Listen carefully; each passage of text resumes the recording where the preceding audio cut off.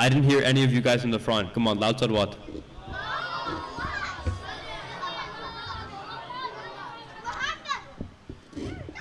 To begin tonight's program, we will start with a recitation of the Holy Quran. So I invite Brother Mohib to recite. Salawat.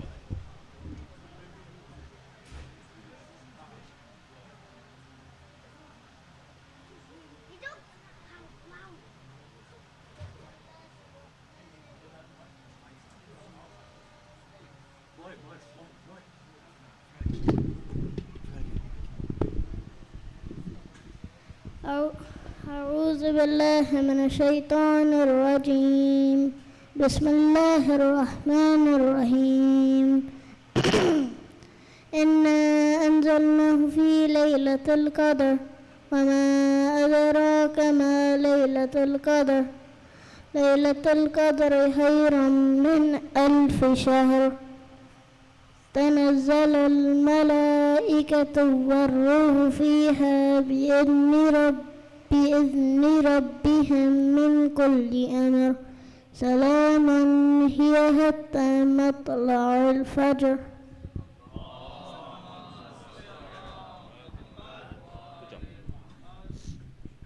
Thank you, Mohib. I will now invite Brother Murtaza Naqvi to come and recite the Quran. Salawat.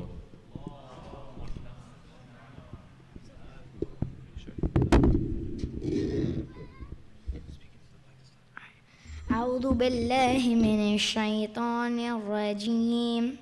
بسم الله الرحمن الرحيم.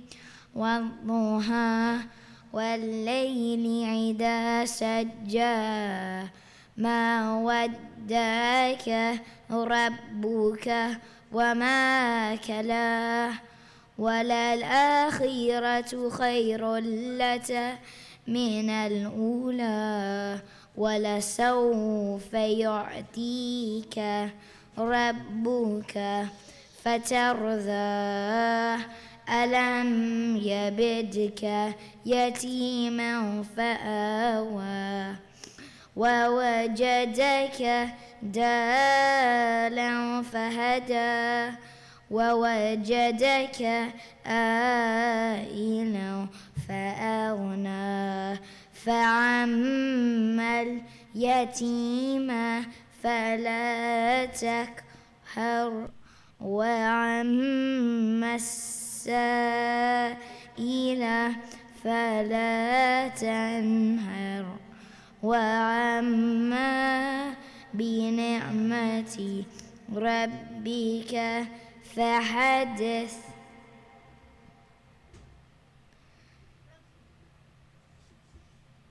By the brightness of the morning, by the night when it rests, your Lord has not abandoned you, nor is he displeased with you.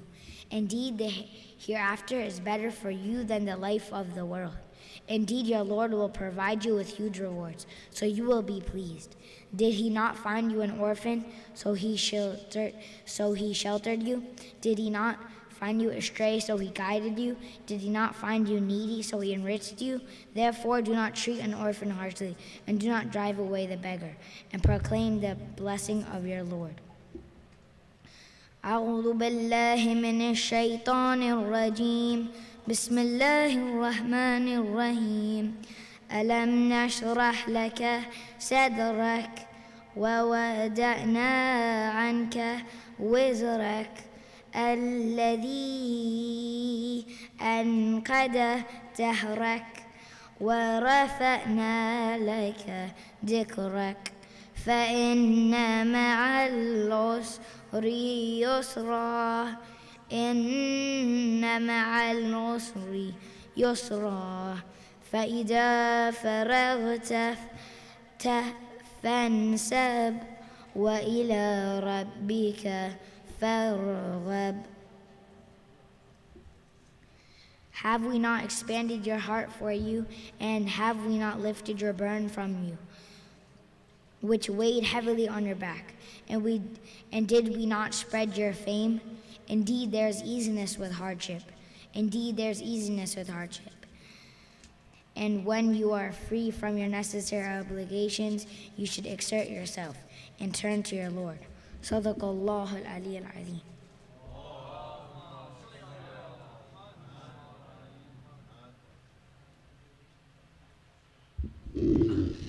Jazakallah Murtaza. We will now have the recitation of Ziyarat al-Ashura, and Brother Muhammad Naqvi will help us with that. Salawat.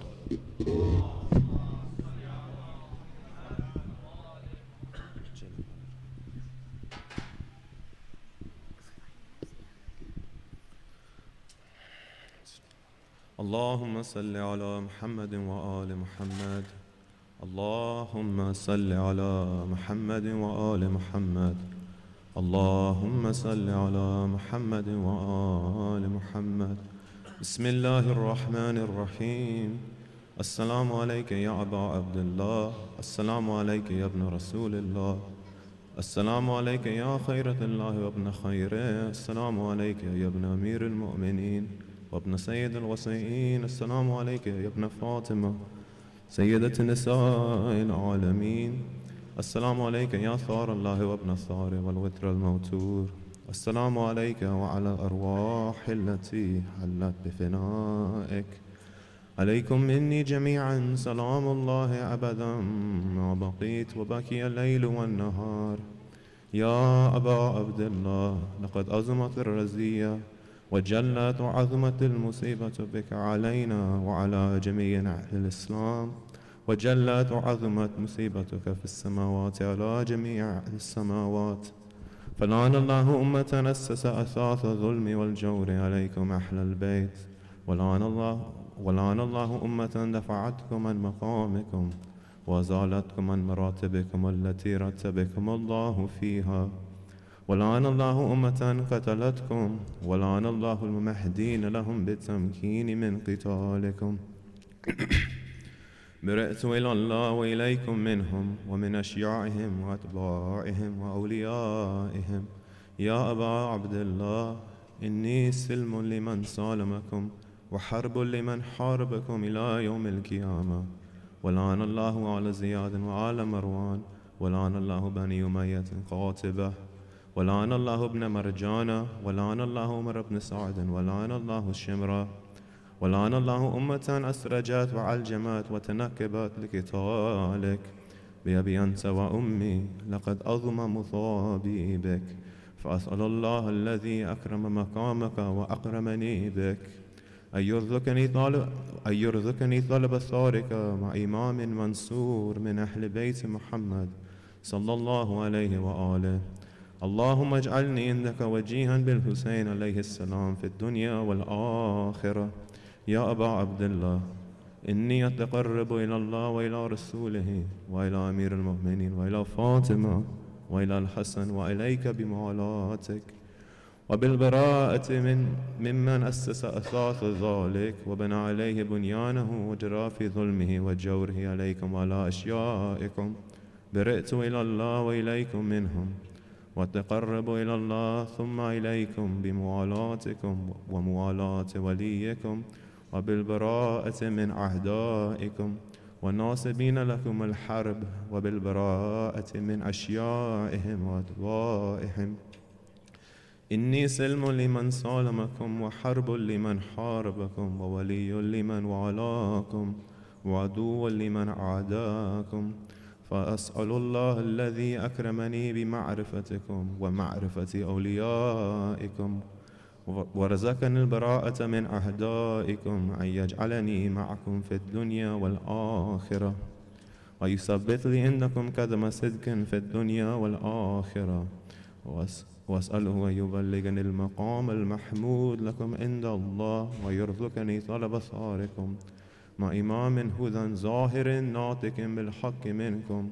وأسأل الله بحقكم وبالشأن الذي لكم عنده أن يؤتيني بمصابيبكم أفضل ما يؤتي مصابا بمصيبته مصيبة ما عظمها وعظم رزيتها في الإسلام وفي جميع السماوات والأرض.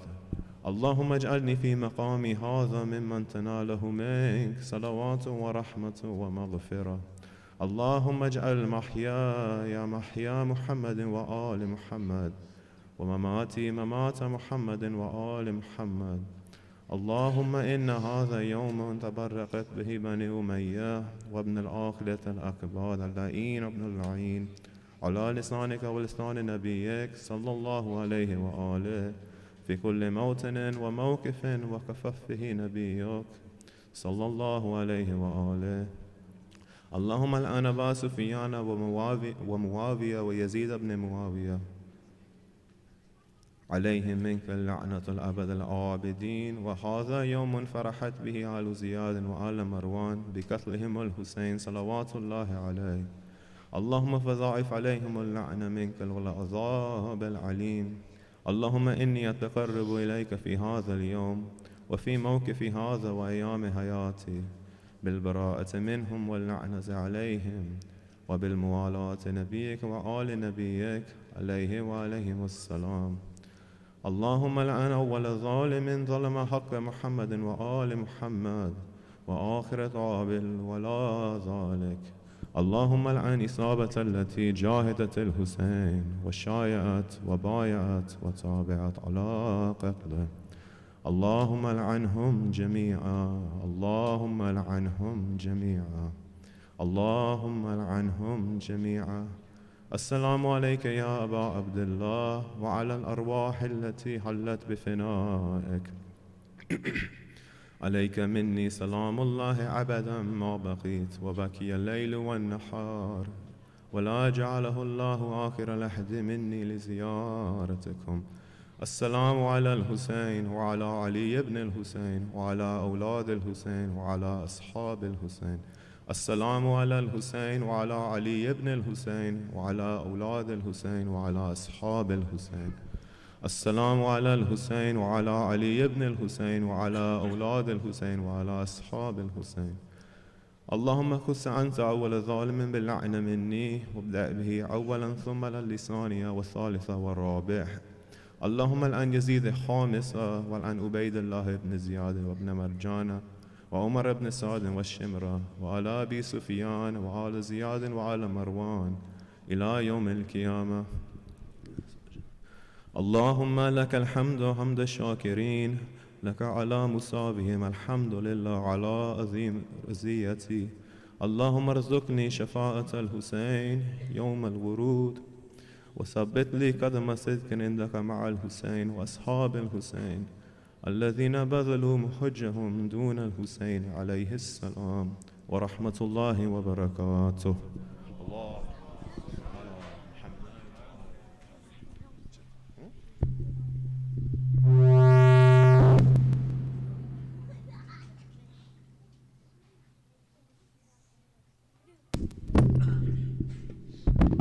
Jazakallah, thank you, Muhammad.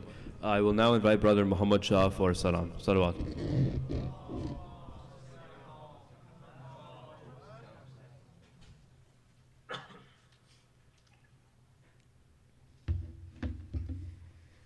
أعوذ بالله من الشيطان الرجيم.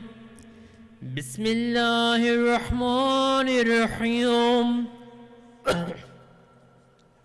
Tell me, friends, what shall you say on the awful judgment day when Muhammad asks you where are those trusted to you care, dearer than 1,000 lives, bound by many a fastening chain, some in dungeons dark remain, on Karbala's barren strand, others lie a reeking band, torn with wounds and stained with mud, weltering in their own heart's blood.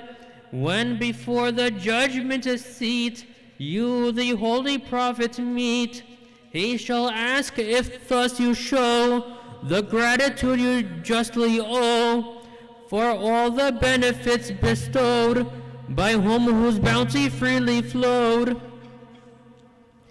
Here's the tale of my nightly trance, the vision of Karbala in a deathly dance, when a martyr great faced the lance of shameful shimmer for Islam to enhance. No war of weapons or battle's sound equals of this tragedy of all world around. No hero hooked to holiness stood with such a head held high without a shelter or food.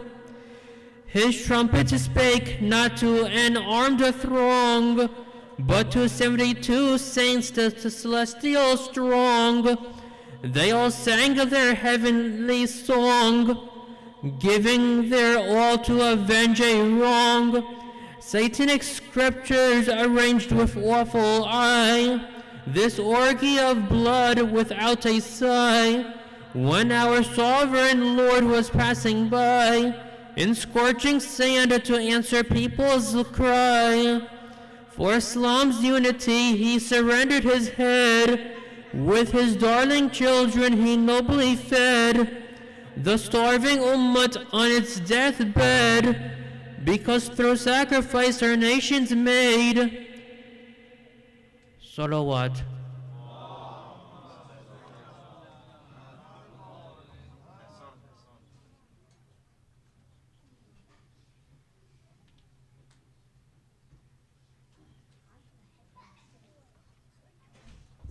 Jazakallah, thank you. Before I invite our guest scholar, Sayyid Hasan Rizvi, I have a few announcements to make. Number one is about the annual Muharram procession. This year it will be taking place on the coming Sunday, June 29th. It will begin at 1 p.m. and start at 50th and Park Avenue, and it will end at 65th and Madison Avenue in Manhattan. We've also started a Slido Q&A page. If you guys could all pull out your phones really quick. I'll try to get as many people on as possible right now. If you can't do it right now, the details will be posted on the Instagram account and on the WhatsApp page. If you're not on any of these, please come see me or Brother Faisal after the majlis and we can add you to them. If you all have your phones out, please go to slido.com.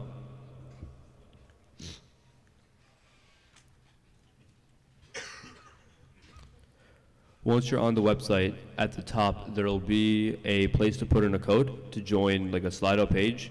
The code is 32746555. I'll say it again in a few seconds, and again it will be posted on the English WhatsApp account and on the Instagram account. So on slido.com the code is 32746555. If you need any additional help, please come see either me or Brother Fazl Naqvi or Brother Ali Naqvi after the majlis. 327-4655.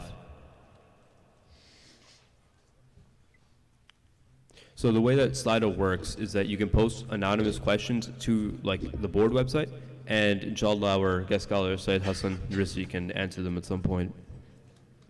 Does anyone else need any immediate help with that? Yeah, slido.com. Also, after this majlis, after matam and everything and the ziyarah, you guys are all requested to go upstairs. Does anyone else need additional help with Slido right now?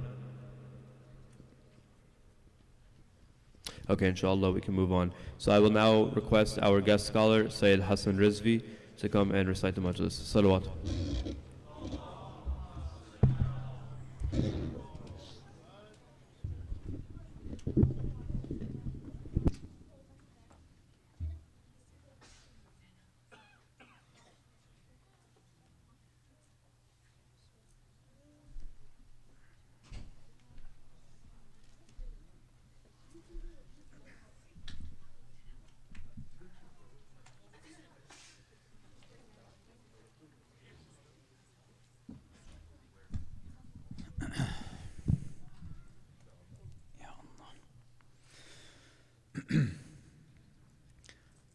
أعوذ بالله السميع العليم من الشيطان اللعين الرجيم بسم الله الرحمن الرحيم وبه نستعين لا حول ولا قوة إلا بالله العلي العظيم والحمد لله رب العالمين والصلاة والسلام على أشرف الأنبياء والمرسلين بالقاسم المصطفى محمد اللهم صل على محمد ثم الصلاة والسلام والتحية والإكرام على أهل بيته الطيبين الطاهرين المعصومين المظلومين ولعنة الله على أعدائهم أجمعين من الأولين والآخرين إلى قيام يوم الدين أما بعد صلوات على محمد وآل محمد.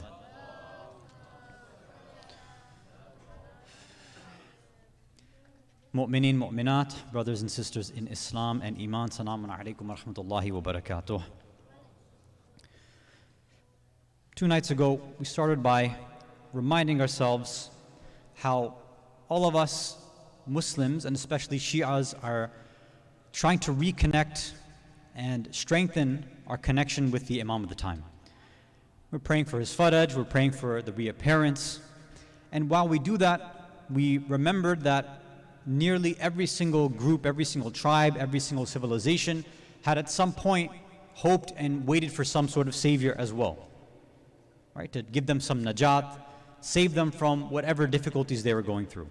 We wanted to make sure that we didn't make the same mistakes as the majority of mankind throughout every single period, that expected and prayed for a savior, but then when that savior came, they rejected it, right? So we don't want to make that mistake. We said a part of it is also that while we should be hoping and expecting that our Imam can show up at any moment, whether it's tonight, whether it's tomorrow, it could happen at any moment. We should keep that in mind. At the same time, we should not also have this definite idea that it is going to be tomorrow, just because I happen to see what I think are certain signs in the world. These signs have happened over and over and over again. As I said, it's a separate topic to even discuss these alamat and these signs. Right? Not everything is definite. They don't always mean that the Imam's going to come tomorrow. That's not what it means. But we should be prepped that it could happen right away. As we said, in order to do that, we have to make sure that we are solidified in our identity. And we saw that people of the past, the reason why they would call and ask for a savior, then reject him within almost the same breath, is because they didn't have this thabit and solidified identity. They might have talked a lot, claimed that they believed certain things, but when it came time to act upon it, they failed. They did khiyana and they betrayed that savior, whether it was a prophet, an imam, a representative, they went back on their word. We want to make sure that doesn't happen. So then last night we continued and opened up this conversation on what it really means to have an identity. And we saw that there's basically, for every person's identity, there's 3 essential questions. Where do we come from? What do we do while we're here? And where do we go after this? And every single person, every religious person and every irreligious or non-religious person has some sort of answer to that. Even for an atheist, when they say we come from nothing, what we do here, because we came from nothing, doesn't really matter, because we're going nowhere either. We're going back to nothingness. So their actions over here have no blueprint, no plan, just kind of do whatever you want. And that's why they can have all these identity crisis issues. Gender is just a construct for them. There is no good and evil. They just do whatever is quote-unquote rational according to them, which changes day by day. You and I say, no, we have a blueprint though, right? We have, where do we come from? Okay, we come from Allah. That's tawheed. What do we do while we're here? What's our framework and our blueprint? Okay, that's nubuwah or wilaya or risala or then imama, right? We have guidance, we have hidayah, and Allah has sent down. So that's what we're supposed to do while we're here. And that same form of guidance has told us where we're going afterwards too, which is to this afterlife, ma'ad. Right? Qiyam as well, right? Afterwards, thank you. So we have the blueprint. But even with all these answers that you and I have had, that we've learned since we were kids, we still see that obviously there's a gap, there's a hole, and there's some deficiencies in our practice. I claim that I know Allah, and I love Him, and I know about the Quran, I know about 124,000 prophets, right? I know some of their names. I know about the imams, I can even name them, maybe even in order. I know some random companions' names. I have details about Karbala. I know some basic ahkam here and there. And I know that there's a day of judgment. But when it comes to making a decision and changing my behavior when I'm stuck in a situation, a lot of times I choose what's wrong, knowingly. Why am I doing something like that? We said it all goes back to this idea of identity. And what we had mentioned last night is that it is based on how we really see the reality that's out there, right? We gave this example that if I really think that I'm in the real world, that I'm awake, I'm going to act as if. But if I think I'm dreaming, then I'm going to act according to, right? If I'm actually lucid dreaming, then I'll do some random crazy stuff. Right now, even though Allah has told us how we should act in this reality, we act as though we're asleep. And this is beautifully summarized by this hadith attributed to Amir al-Mu'mineen, Ali ibn Abi Talib alayhi salatu wasalam. An-nas niyam. Right? People are asleep. When they die, intabahu. That's when they wake up. Everybody's asleep right now. So the way they treat this place as, oh, it's just a dream world, I can do whatever I want. But when they die, then they realize, oh, this is actually the place that I should have prepared for. A lot of us act like that too. We act like we have an understanding of what's going on in reality. Sometimes we act like we know better than Allah what we can be doing over here. Oh, this fiqh issue, it's not a big deal. What do the Marajin know? They're all the way in Iraq and Iran. They don't understand what goes on over here. I can use my common sense, I can use my brain, my aql, I can figure things out. We toss this whole system of wilayah down the drain based on what you and I feel, what you and I think. So we want to try to get back to this idea of having a true, proper Islamic, Muslim, Shia identity. That's what we're trying to go after. We use this ayah of the Quran as a kind of a base as well too, right? Surah Al-Hashr, Surah 59, ayah 19. Bismillah ar-Rahman ar-Rahim. وَلَا تَكُونُوا كَالَّذِينَ نَسُوا اللَّهَ فَأَنْسَاهُمْ أَنفُسُهُمْ أُولَٰئِكَ هُمُ الْفَاسِقُونَ. Don't be like those who have forgotten about Allah, because then Allah had made them forget their own nafs. You forget about Allah, Allah says, I'm going to make you forget who you really are then. You forget me, you'll forget yourself. These types of people become fasiq. That they'll just openly disobey and they'll rebel. Why? Because they have no identity anymore. They don't know what they really believe. They might claim one thing, but they slowly start to lose their grip on their supposed reality, and then they start breaking all the rules. Yeah. Mm-hmm.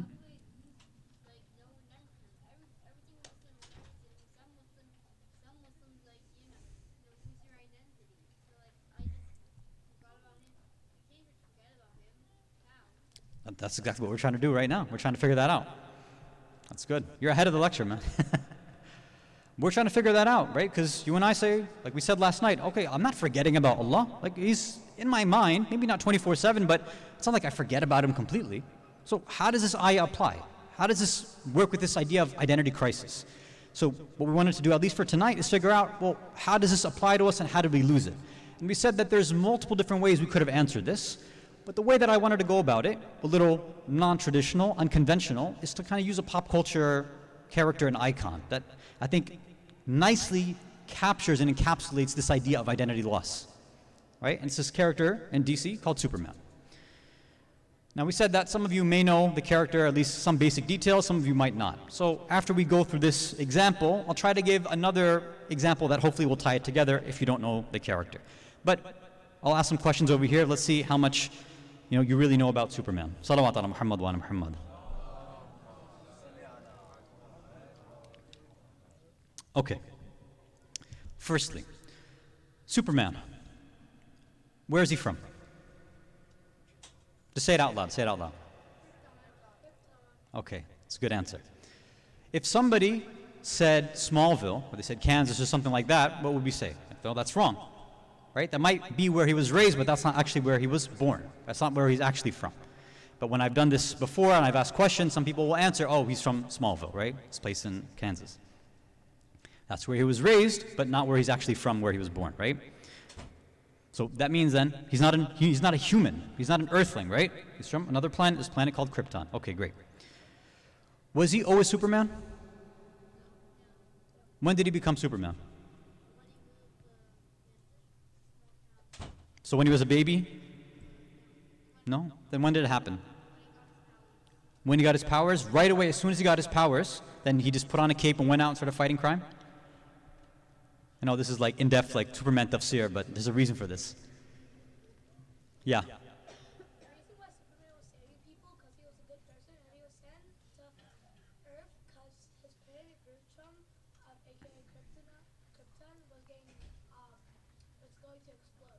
Okay, so hold on. When he first figured out that he had powers, right? Now I said, there's multiple different versions of this story, so I have to kind of use a very famous one, right? Don't hit me if you're going with some other random universe or some new edition of the comics. That's not what we're talking about. The very normal, basic template of Superman is this, that he's raised as what? By Earth parents. He's raised as Clark Kent, right? When he first figures out that he has powers, again, there's different versions of the story, but basically it really starts to come when he's like a teenager, something like that. A little bit before, but usually around middle school, high school.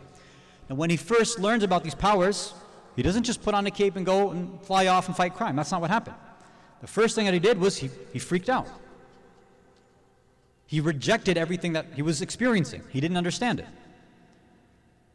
And when he told his parents, what did they tell him? Did they say, no, go put on a cape and fight crime? No, they said, hide it. Don't let anybody know that this is what's going on. Don't do anything about this. Leave it alone. And he suppressed it and suppressed it. And then, yes, you're right, later on, then he actually did this, but that was much, much later on. Right? And again, depending on which version you go with, but he didn't just do this right away. He didn't like this fact that he was different. Right? He didn't like that at all. So, okay, what does this have to do with what we're talking about in terms of identity?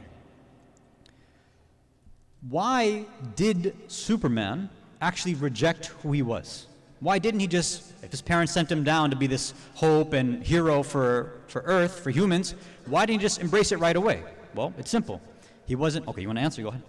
It's because there could be like supervillains that could try to like injure his family, kill him, go to his house when he's not ready. But right in the beginning, before he even did anything, when he first found out that, he had X-ray vision and he had heat vision and he could fly and had strength and speed, why did he say, I don't want to do any of this? I don't want to be like this? He was afraid of being different.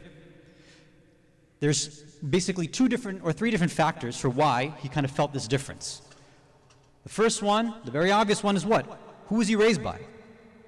He's raised by humans. He's not raised by superheroes or Kryptonians or anything like that. When he's born and raised by his parents, right, Jonathan and Martha Kent, they're not telling him that, yes, go out and save the world.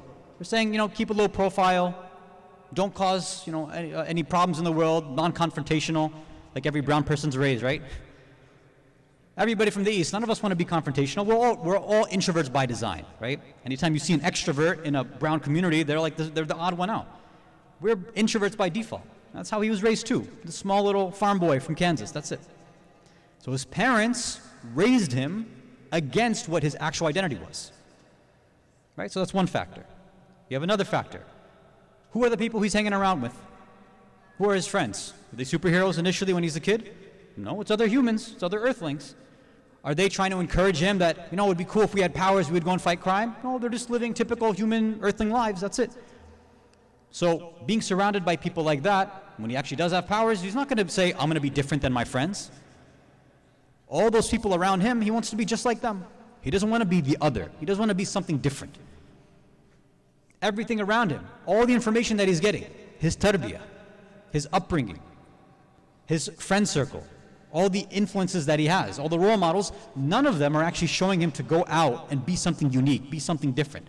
Go out and be this light of the world. Nothing's like that. How does this apply to us? What is that first and foremost factor? The first thing which actually takes us away from that pure fitrah that you and I have been given. Right? We always say that every child is born ma'soom, right? That's in our common language. Every child's born ma'soom. They're all born Muslim. Okay, if that's the case, then who are the ones who actually take them away from pure Islam in the beginning? It's the parents. Either parents learn proper Islamic tarbiyah and they raise their kids to be on haqq, right? We give them all these stories about Ali Akbar, Ali Yasser, Qasim, An, Muhammad. We give them all these stories, that's great. We remind them year after year, but when it actually comes to everyday language and the way that we speak to children, we don't speak like that. The way that we end up speaking to our kids and the role models that we give them probably resemble more Umar ibn Sa'd and Shimr more than they do the actual heroes of Karbala. Let me give some examples. You can recite a salawat ala Muhammad wa ala Muhammad.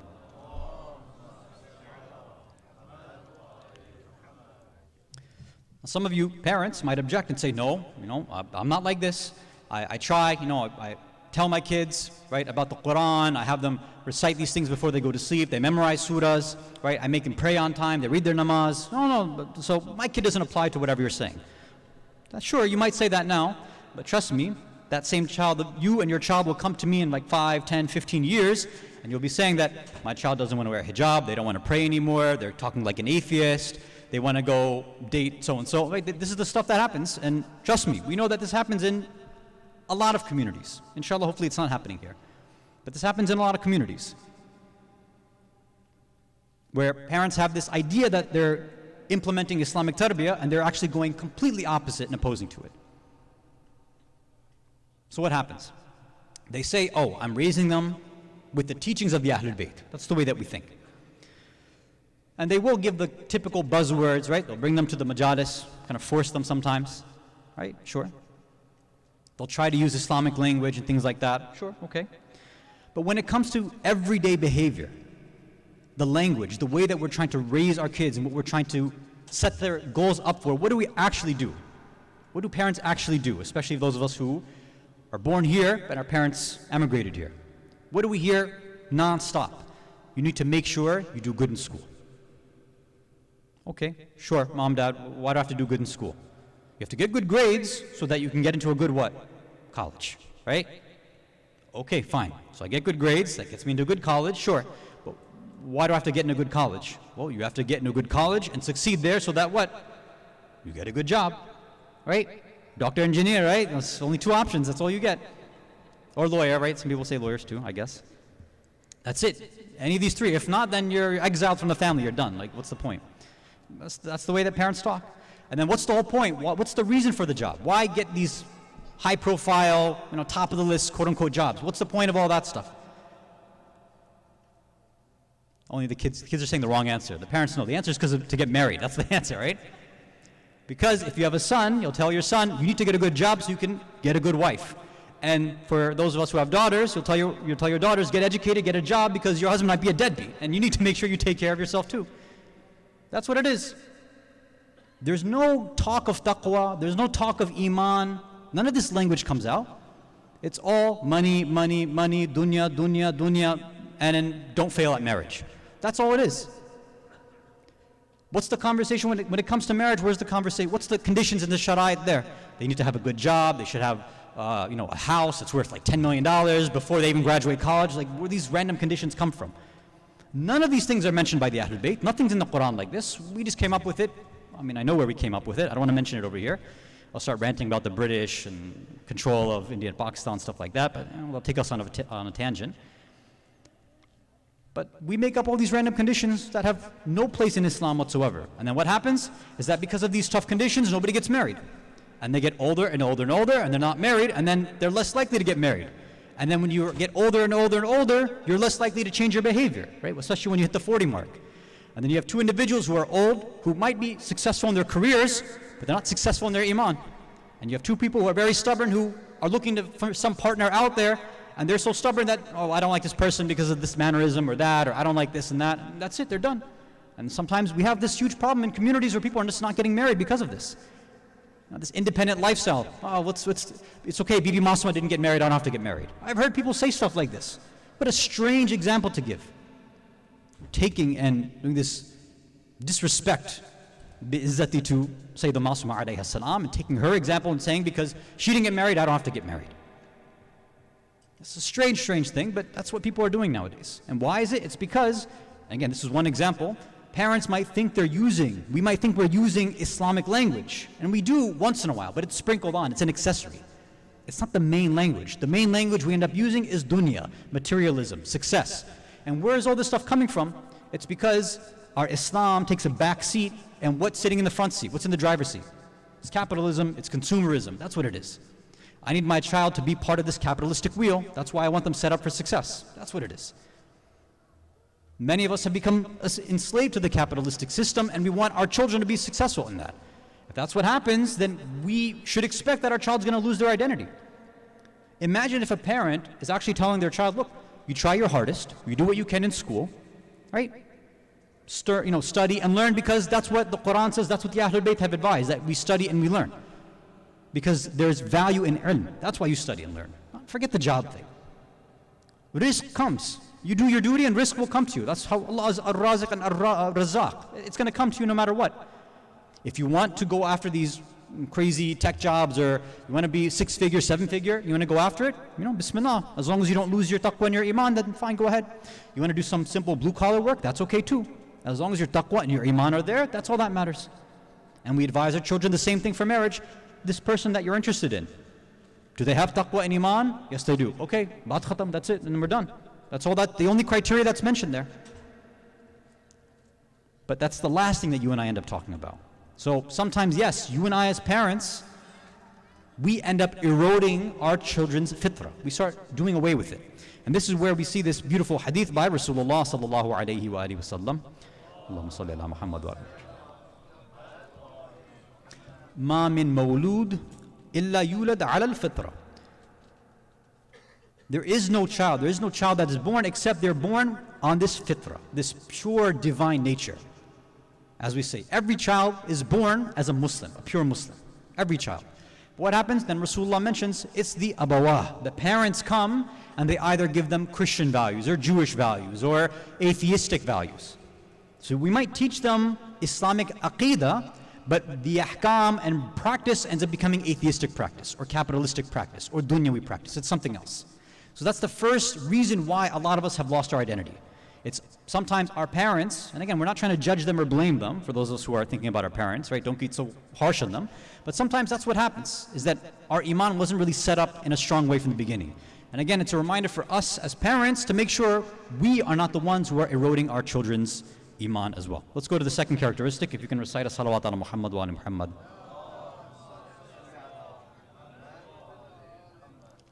The second factor that messes with our true identity in our iman. As we said, for Superman or Clark, what was it? It was his friends. His parents obviously raised him as an earthling, right? Somebody who's normal and simple. Kind and humble, sure, but then the friends that he's around too, the school that he goes to, this environment that he has, these role models, the people that he looks up to, that he seeks advice from, they're not raising him and helping him and giving him advice, friendly advice to be a superhero or to go out and fight crime or nothing like that. They're just being normal friends, that's it. Same taste in music and movies and their neighbors and their classmates, that's it. The same way that a lot of us, how we pick our friends. Now, let's be honest, it was the same thing for me when I was a kid. When I was a child, I wasn't told by my parents or by anybody else, hey, if you want to hang out with this person, look at their taqwa, right? And nobody's told like that. My parents weren't really saying, okay, that child's not really muttaqi, maybe you shouldn't be hanging out with them. That wasn't it. It was, okay, this person is your classmate in Sunday school. Or you see them, they live next to us. Or, again, they're the person that you hang around with, you have same sense of humor, or you're playing games with them, whatever it is. It's random, superficial, zahiri stuff, that's all it is. But again, it's not wrong. But if I'm somebody that's actually trying to do better, I actually decide, you know what, I do want to be muttaqi. I want to think about Allah a little bit more.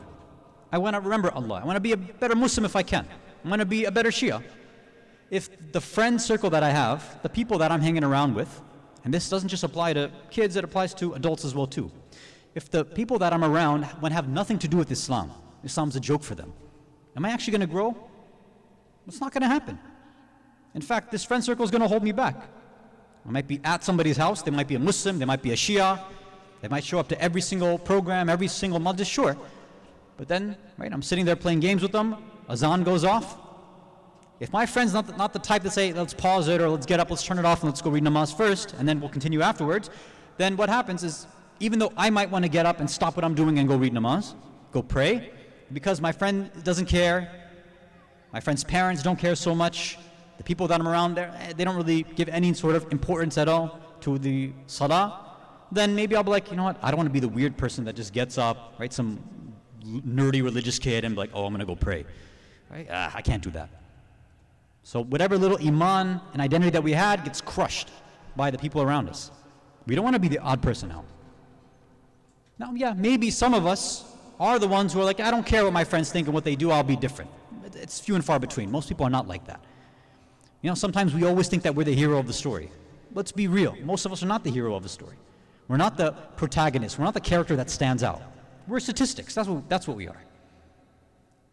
Don't think of ourselves as, I want to be like this personality in Karbala, this companion, if we're not the ones who are actually going to speak out against other people, right, in every single moment of our lives. Most of us, unfortunately, haven't been trained like that yet.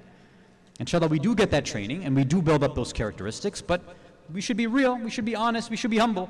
No, I'm probably a person that's going to be affected by everybody and everything around me. So, then, either I need to be a person that increases my willpower, starts to put my foot down for the values that I believe in, and I try harder. And if my friends think I'm weird for that, then so be it. Whatever, it's okay. I won't care. That's one option, which most people are not going to do. Or the second option is that I need to start cutting out some of these variables. Some of these friends that I'm hanging around with, maybe I should not hang out so often, or I should hang out at the right time, not the wrong time. Sometimes it happens with cousins and family members. Maybe I shouldn't hang around them so much or take advice from them. Or again, sometimes the colleagues that we have at work or at school. Maybe I should find a different study group. Maybe I shouldn't hang out with them in the break room. Maybe I shouldn't go to lunch with them. Because every single thing that we do, every single thing that we say is going to be filtered through them, right? Indirectly. And that those ideas will end up bouncing back. If they're not on the deen, on the path, then they're going to look at us a little strange. And if I can't handle that, if I don't have enough iftikhar and pride enough to push back against somebody, then their ideology, remember we said the first night and last night too, other people like this are always battling for our own identity too. So they will come, and because of their ideas, because they're more powerful, they have more influence, they're stronger in their belief system, which is wrong, they're going to influence us. And then we'll be stuck losing our iman little by little by little until we're going to be just like them and probably even worse. So we want to be careful that we're not like that, inshallah. Salawat ala Muhammad wa ala Muhammad.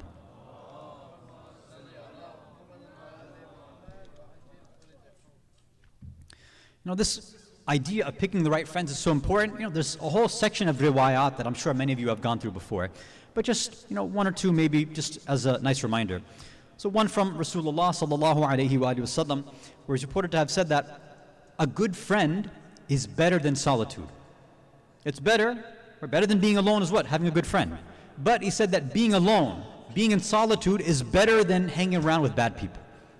And you know what? Sometimes we have to learn this too.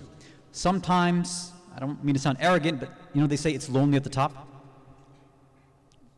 As minorities, we're a minority within a minority, right? We're multi-layered, multi-leveled minorities. Why? Because right now, religious people are pretty much a minority, right?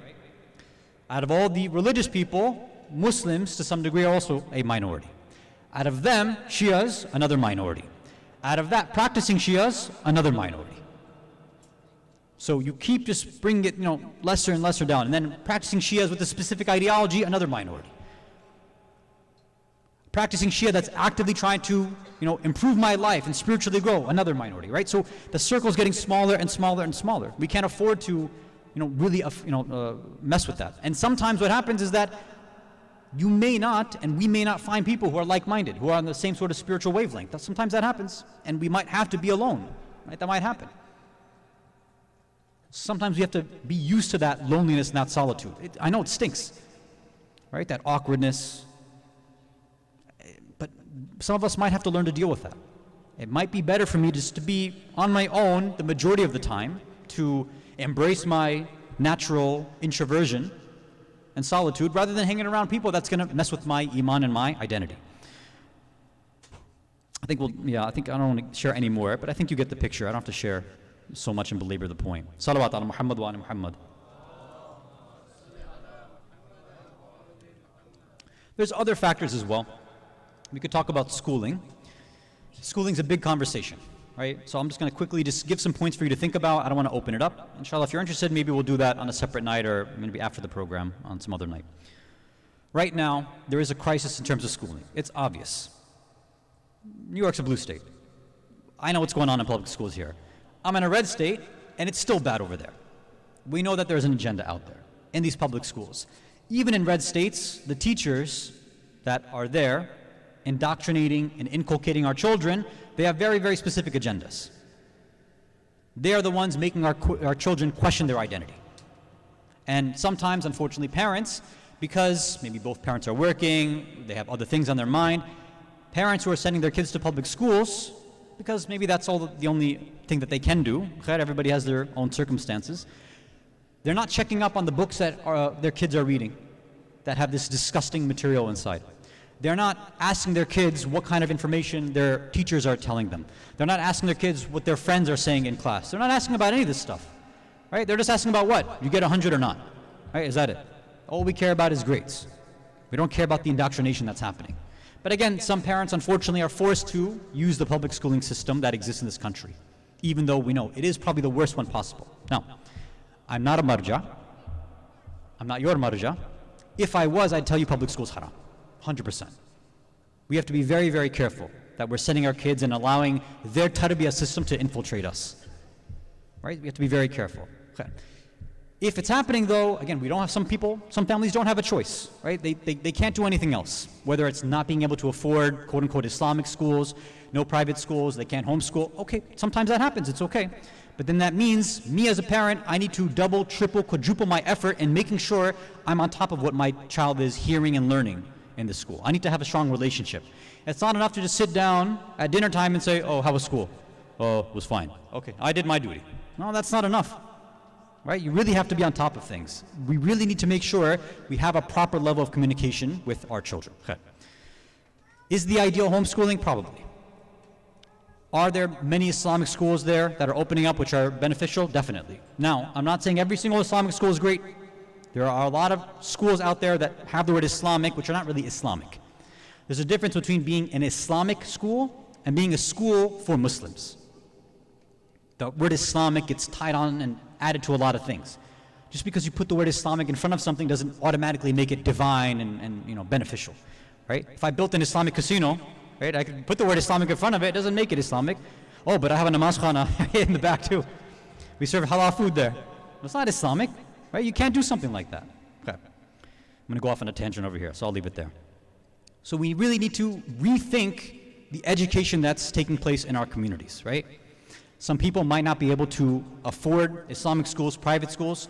I would even argue that in many cases it's probably better that we send our kids to Christian private schools than to actually go to public schools, if we do our research and see how good these Christian public schools are. A lot of them will get good akhlaq over there. It's possible, right? And there's ways you can not have them attend their theological classes. Anyway, every situation, every community is a bit different, but these are things that we have to start considering. But if it's a financial issue, that's our job as mu'mineen, mu'minat, as brothers and sisters of one another, to make sure I should never allow some fellow family member and community member in my community to do something less than ideal that they want to do because of a lack of funds and resources. There is no community, no Shia community that exists that does not have resources available. It's all there. It's just not being managed properly sometimes. I'm not saying that there's mismanagement, but sometimes we don't see the priorities that exist. Right? Some communities you have, for example, single mothers that are trying to raise kids that can't use the ideal schooling system that they want, so they have to send their child to a daycare or whatever it is. They don't want to do that. Why? Because they have to go out and work. Well, wouldn't the community want to step up and make sure that that single mother is not put in that situation? They should. Or even if it's a traditional household with two parents, whatever it is, our finances should adjust and be used for these kind of ideas. Salawat ala Muhammad wa ala Muhammad.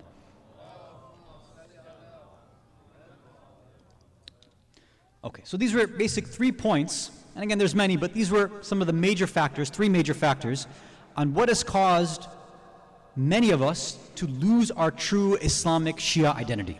It's the lack of tarbiyah, or the deficient tarbiyah. It's the people that we have around us that are making us lose our identity, and it's the way that we've been indoctrinated and inculcated by schooling systems. These are the 3 main factors. But now, okay, that happened. For those who are older, we might say, okay, well, some of that is out of I can't fix the tarbiyah, right, because I'm an adult now, or a young adult. My schooling is pretty much done. My friends, okay, I can maybe adjust that a little bit, but how do I actually get my identity back? That's what we want to start to work on, inshallah, from the next few nights. We need to figure out what are the ways that we can actually strengthen our identity. And the key here, which is mentioned by Amir al-Mu'mineen, Ali ibn Abi Talib alayhi salatu wassalam, Allahumma salli ala Muhammad wa ala Muhammad, is in this interesting hadith. He says, Afdalul Iman Husnul Iqan. That the most afdal, the most superior type of iman someone can have is to having excellent iqan. Iqan yani yaqeen. Having actual certainty. Certainty in what? We already gave you the 3 questions. Those same usul that we all think that we know, we get pushed on them sometimes. Somebody asks us, right, puts a gun to our head and says, tell me about God, tell me about why you believe in the Quran, the prophets, why do you believe in this wilayat system and imamat and all this other stuff? Why do you do it? Why do you believe in it? Prove it to me. And we get stuck. I don't know. I just do it because that's how I was raised. And deep down we know that's not a very good answer. And sometimes when we're unable to answer to others, but that really means if we can't answer others, that means I can't answer myself. I don't know why I'm doing it. And when that happens, my iman starts to wither away little by little. And this is why we end up, again, having those doubts in the furu'id deen, and then sometimes our identity just goes right away.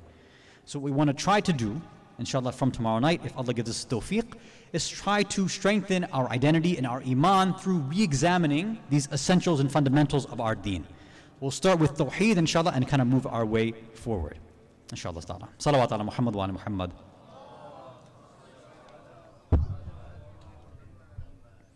One more salawat ala Muhammad wa ala Muhammad.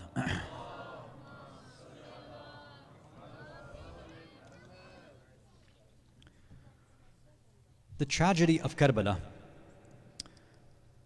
doesn't begin in Karbala itself. Even when we think of the shuhada of Karbala, that's the way we frame it, right? The shuhada of Karbala. I know this is a debate amongst historians about who was the first shaheed in this tale of Karbala. Who was the first one? Was it somebody from Bani Hashim? Was it a companion? Was it Hur? Who was it?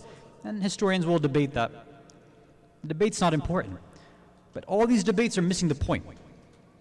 The first shaheed of Karbala wasn't even in Karbala. The first shaheed of Karbala wasn't even present in Karbala. Where this tragedy and tale of Karbala begins, the first hero and shaheed of Karbala begins in Kufa. Begins with Muslim ibn Aqil. This Muslim ibn Aqil is being sent as a representative of Tawheed, of Nabuwa, of Risala, of Imama. He is the representative of Wilaya in that age. He is sent to Kufa. And Imam Hussein, in his wisdom, knowing how Muslims over and over again had betrayed and done khiyana and betrayed, that they claimed to obey his grandfather Rasulullah, they went against him. They claimed to obey his father Ali, they went against him. They claimed to obey his brother Hasan, they betrayed him. He said, yes, these people, thousands and thousands of letters are coming in, but I cannot just blindly follow them and run to them. So he sends Muslim ibn Aqil to investigate. And this is a concept that inshallah if we have time and another night we can open this up. That this is one of the sort of secrets of wilaya and how Allah tests people's iman. He doesn't just send an imam. What a waste that would be. How foolish that would be to just send an imam for that imam to just be slaughtered like that. No, in order to test people's iman out, Allah always sends representatives first. He always sends a na'ib and a wali. That's the way it works. And the way that you and I, our iman gets checked is by how we treat the awliya, how we treat the wali of our time. Our relationship with ulama, with urafa, with those who are the real flag bearers, the alamdars of Islam, the ones who have passed this down to us. That relationship that we have right now tells us about how our relationship will be with the imam of the time as well. And you see how the behavior of the Ahl Kufa, how they behaved with Muslim tells us and foreshadows their eventual behavior with Imam Hussein. You know the history. Muslim ibn Aqil comes, he does his initial investigation, and all these thousands of individuals claim, yes, we're with you. We're with you in our iman, in our hearts, we're with you with our swords, we'll fight with you, and we'll take down Ibn Ziyad once and for all. This is what they all claim. But then Ibn Ziyad's propaganda begins. His threats begin, his torture begins, his jailing begins. And little by little, that claimed identity that the people had begins to whittle away. And they begin slowly abandoning Muslim. Those thousands and thousands who had written those letters, who had pledged their bay'ah and allegiance, who were willing to die for Muslim ibn Aqil, all these things now begin to hide and cower in fear. This number is now a much smaller number. He's in the masjid. The masjid, when he begins his salah in Maghrib, is full, according to riwayat. It's full. Imagine this. Have you ever been invited to somebody's house before? You're invited somewhere by somebody that you care about, that you love, maybe a family member or a friend. the way that you expect to be treated when you get there, right? That they're happy, they're smiling when they open the door, they see you, they hug you, they let you inside, they take care of you, they do khidmah. That's what we expect. Imagine, you come to someone's house after being invited, and they don't even answer the door. Or maybe they answer it and they turn you away, and they say, no, go back home, we don't want you here anymore. Imagine how heartbreaking that is. Muslim is there, in the masjid. Masjid is full. But little by little, they begin to sneak out. He turns around after Maghrib and he sees that maybe 50% of the people have left him. But he says, Alhamdulillah, that some people are still here with me and supporting me. After he finishes Isha, he does his final takbirat. He turns around and now he's all alone. Without a doubt, Imam Hussein is Gharib al-Ghuraba, without a doubt. Gharib Karbala. But what about Muslim? Who is the first Gharib in this tragedy of Karbala, this Gharib of Kufa? He's now all alone after people have done their khiyana, they betrayed him. He now is walking in the streets at night, in the darkness of night, going from alley to alley, having no idea where he's going. He's not from there. He doesn't know the area. He was being taken care of at one point, but now there's no one. No one will answer their door. No one will answer his call. Until, with almost no hope left in him, he sits down. He sits down and begins to contemplate on his situation. And the riwayat say that he sat outside the house of this lady named Taw'a. She comes outside and sees Muslim. And she says, oh man, what can I do for you? What are you doing here? How can I help you? Why are you just sitting here like this? He says, I've just been wandering around. If I can trouble you with just some water, that would help me. So she says, fine. So she goes and gets the water, gives it to him. He drinks the water. Now she expects, okay, I did my khidmah, I helped you, now leave. You're a strange man, don't just sit around my house. But he sat there and she noticed that there's something wrong here. He said, I've done what you've asked, I've taken care of you, please, this is not right for you to just sit around my house like this, please leave. What are you doing here? Like, who are you? He says, I was invited here. I don't know where I'm going. I'm not from here. I was invited here by the people here, and now they've betrayed me and they've abandoned me. And then she realized, wait, are you the na'ib, the wali, the representative of my imam? Has Hussein sent you over here? Are you Muslim ibn Aqil? He says, yes. He says, I'm one of your followers. I am one of yours. I am the Shia. Please come inside. Let me take care of you. Stay here. I'll try to protect you as much as I can. But I have to warn you that my son is not one of us. He does not love Hussein like you and I do. If he finds out that you are here, he'll take you into the palace. He'll take you before Ibn Ziyad and collect that bounty that's on your head. So we have to remain quiet. We have to make sure we hide you properly.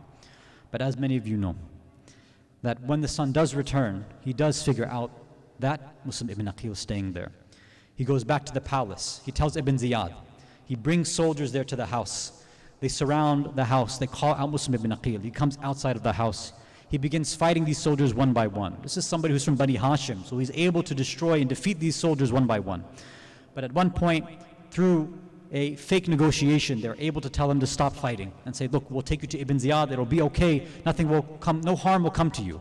A person lies to him to get him to surrender and stop. They bring him to the palace of Ibn Ziyad. And when he is there, now he is beaten, he is tortured, he is not treated properly. And he realizes that now he's going to be executed, and that this is his final few moments.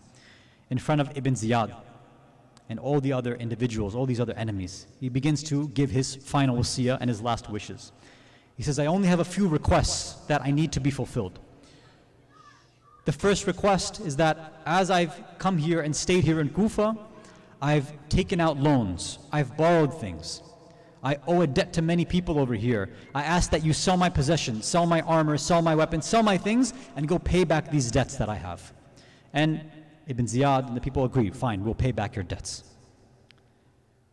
The second, he says, is that since I began fighting your soldiers, and since you've brought me over here, I've become very, very thirsty. I ask if you can just bring me some water to drink. And they said, fine, we can give you some water to drink. So they took a bowl, they put some water in that bowl, and they brought it in front of Muslim. And as Muslim wanted to take a sip, as he brought that bowl closer to his lips, a drop of blood fell into that bowl, and he knew that he was unable to drink it. Because when he was struck, they had struck him on the mouth, so his mouth was bleeding. So he gave them that bowl, he asked for another one.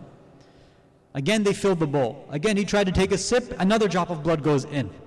Again, he asked for another bowl of water.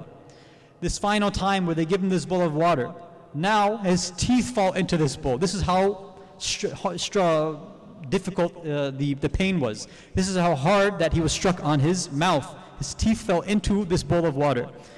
And only Allah knows, and only you and I know because of the future. We know that perhaps it's Allah who says, if your Hussein is going to die thirsty, O Muslim, I want you to die in the same state as Hussein as well. What an honor for Muslim ibn Aqil to go out in the same way as his Mawla Hussein. If Muslim had known that his Hussein, that his Mawla would die thirsty, then there's no way he would even ask for this water. But because Allah knows what's in the heart of Muslim, he says, I want my Muslim to die in the same way as Hussein. So now Muslim is taken away thirsty. And the final request that he gives to Ibn Ziyad, he says, my final request is like before, when I thought that the people of Kufa would be receptive to my Mawla Hussein, I wrote a letter to him and I said, the people of Kufa expect you, they will support you, they'll fight with you. Please come here now, rush over here and live and stay here in Kufa. He says, but now I realize that no, the people over here will not support Hussein. Please let me write him a letter and tell him not to come over here. Let me send Hussein away, far away from Kufa. And Ibn Ziyad says, I will never let you contact Hussein. This will never happen. So now there is no more contact between Muslim and Imam Hussein. Now these are Muslim's final moments. He's taken on the rooftop and his execution is about to begin. And just like Imam Hussein, there is no one around Muslim. His children are not with him. His brothers are not with him. His daughter is not with him. His uncles are not with him. His Mawla is not with him. But still, in this state, he's able to offer his final salah, these 2 rakat salah that they say he offered. He began reciting some final adhkar and dhikr over there. And then his final piece of dhikr, according to riwayat, he doesn't know what he's doing, but he turns his face away and calls out, Assalamu alayka ya Aba Abdullah. Assalamu alayka ya Mawla. All alone, a Muslim tries to call out to his Mawla, expecting that his Mawla will be able to answer him, just like in Imam Hussein's final moments when he calls out, Hal min nasirin yansurana, when he's turning left and right, when he's left alone on the battlefield, when he is all alone. This is the same way Muslim has to go, with no family around him, no friends around him. Muslim is all alone, surrounded by enemies being executed there. In the same way, Imam Hussein, Gharib Hussein, is being executed by his enemies all alone. قال لعنة الله على قوم الظالمين وسيعلم الذين ظلموا أي منقلب ينقلبون إنا لله وإنا إليه راجعون رضا بقضائه وتسليما لأمري. ماتم حسين.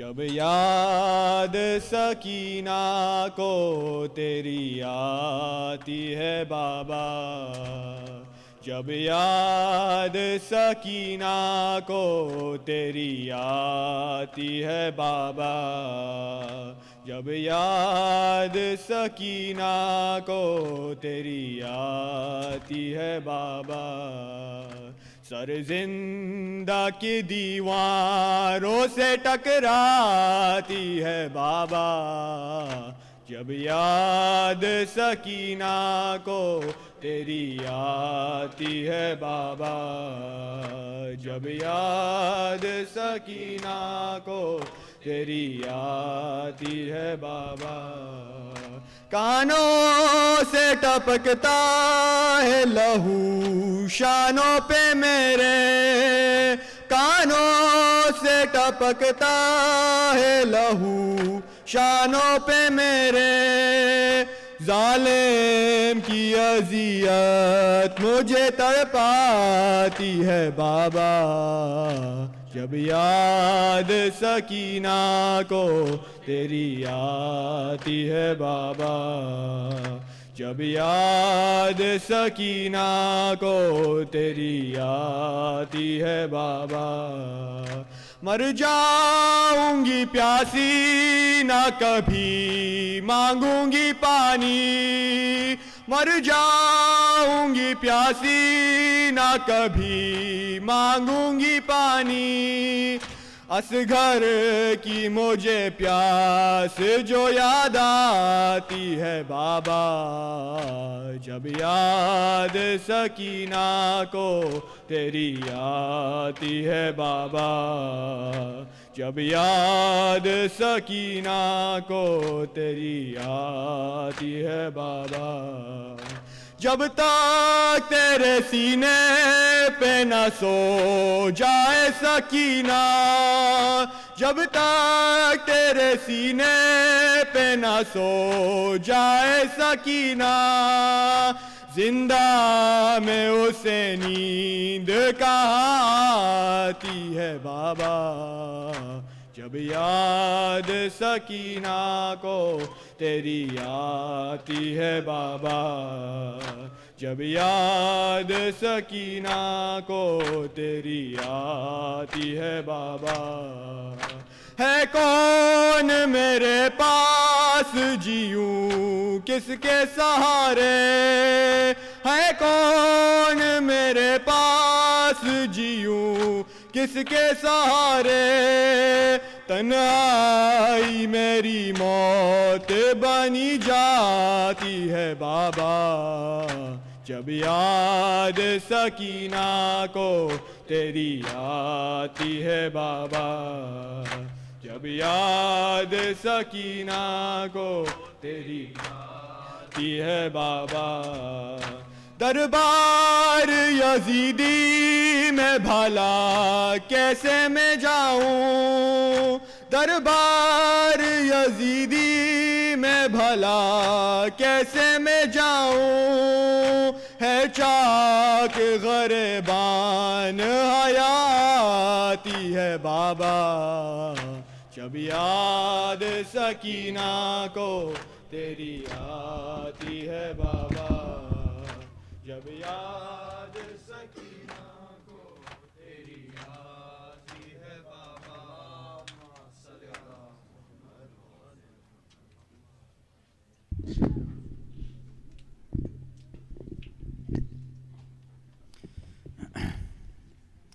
Assalamu alayka ya Rasulullah, Assalamu alayka ya Nabi Allah, Assalamu alayka ya Amir al-Mu'mineen, Assalamu alayki ya Fatima al-Zahra, Sayyidat Nisa al-Alamin, Assalamu alayka ya Hasan al-Mujtaba, Assalamu alayka ya Sayyid al-Shuhada bi'Aba Abdullah al-Karam, Assalamu ala al-Husayn wa ala Ali ibn al-Husayn wa ala awlad al-Husayn wa ala ashab al-Husayn, Assalamu alaykum a'immat al-Ma'sumin, Ali ibn al-Husayn wa Muhammad ibn Ali, ومحمد بن علي وجعفر بن محمد وموسى بن جعفر وعلي بن موسى ومحمد بن علي وعلي بن محمد والحسن بن علي.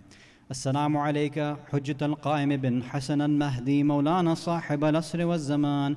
الأمان الأمان الأمان، عجل الله تعالى فرجه وسهل الله مخرجه وظهوره، وجعلنا من خير أعوانه وأنصاره وشياعه والمستشهدين بين يديه. السلام عليكم ورحمة الله وبركاته. بسم الله الرحمن الرحيم. اللهم كن لوليك الحجة ابن الحسن صلواتك عليه وعلى آبائه في هذه الساعة وفي كل ساعة وليا وحافظا وقائدا وناصرا، حتى تسكنه أرضك طوعا وتمتعه فيها طويلا.